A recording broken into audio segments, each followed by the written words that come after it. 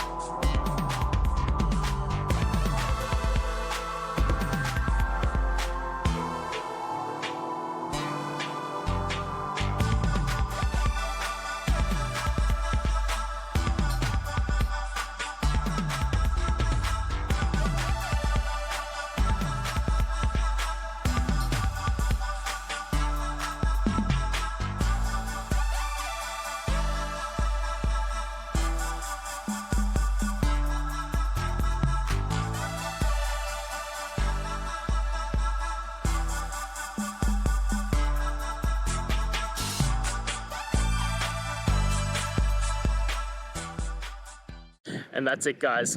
I hope we've gone through and found the answer that you're looking for. And look, if we did find that answer in your resolution, please hit the subscribe button. I'd really appreciate it. Now, until the next time you need technical videos, I hope you have a good one.